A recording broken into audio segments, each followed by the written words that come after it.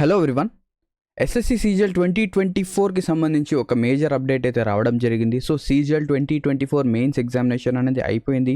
మనకేంటంటే answer key కూడా వచ్చేయడం అనేది జరిగింది. సో దాని తర్వాత మనకేంటంటే ఫైనల్ ఆన్సర్ కీ అనేది ఇవ్వడానికంటే ముందే మనకేంటంటే పోస్ట్ ప్రిఫరెన్స్ ఫామ్ అనేది మనకు ఇచ్చేయడం అనేది జరిగింది. అండ్ దాంతోపాటు సీజీఎల్ 2024 యొక్క ఫైనల్ వేకెన్సీస్ కూడా మనకేంటంటే ఇవ్వడం అనేది జరిగింది. సో బేసికలీ ఈసారి వేకెన్సీస్ అనేవి ఇంక్రీజ్ అయ్యాయా, డిక్రీజ్ అయ్యా, అండ్ దాంతోపాటు పోస్ట్ ప్రిఫరెన్స్ అనేది మనము ఎప్పటి వరకు ఫిల్ చేయొచ్చు, మనకు ఎన్ని రోజుల టైం అనేది ఇవ్వడం అనేది జరిగింది అని చెప్పేసి ఈ వీడియోలో మనం ఏంటంటే డిస్కస్ చేయబోతున్నాం. సో మీరు చూస్తున్నది ఎస్ఎస్సి తెలుగు యూట్యూబ్ ఛానల్. నా పేరు Shanavas. So let start.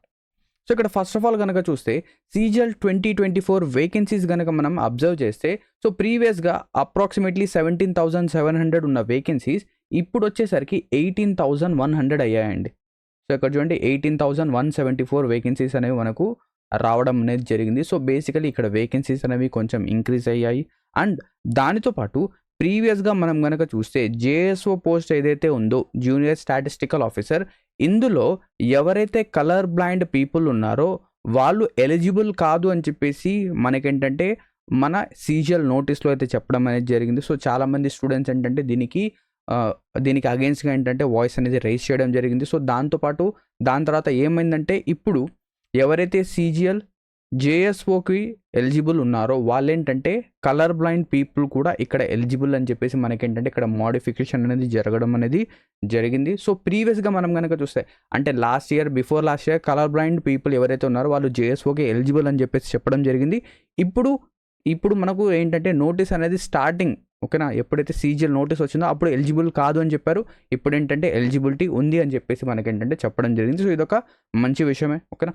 Next ఇప్పుడు మనం కనుక ఏదైతే మన పోస్ట్ ప్రిఫరెన్స్ ఫామ్ అనేది ఉందో అది ఎప్పటి నుంచి ఎప్పటి వరకు అవైలబుల్ ఉంటుంది అంటే ఇక్కడ చూడండి, మీకు ఈరోజు ఈవినింగ్ 5 PM నుంచి అంటే 22nd of February 2025 5 PM నుంచి 27th February వరకు అంటే మనకు 5 days మాత్రమే, 5 రోజులు మాత్రమే ఏదైతే ఈ పోస్ట్ ప్రిఫరెన్స్ ఫామ్ అనేది ఉందో అది మీకు ఏంటంటే అవైలబిలిటీలో అనేది ఉంటుంది. సో మీరు ఏం చేయొచ్చు, మీ యొక్క ఏదైతే మన వెబ్సైట్ ఉందో ssc.gov.in ఇందులో వెళ్ళి మీ యొక్క డీటెయిల్స్ని ఎంటర్ చేసి లాగిన్ చేయండి. లాగిన్ చేసిన తర్వాత అక్కడ మీకేంటంటే option cum post preference form అనేది ఉంటుంది. అక్కడ మీరేంటంటే మీ యొక్క పోస్ట్ ప్రిఫరెన్స్ని ఫిల్ అయితే చేయొచ్చు. సో అప్రాక్సిమేట్లీ కనుక మనం చూస్తే నాకు తెలిసి ఒక 65 or 70 పోస్ట్ అనేవి మనకేంటంటే అవైలబిలిటీలో ఉన్నాయి. అప్రాక్సిమేట్లీ 60 అనుకుంటున్నాను.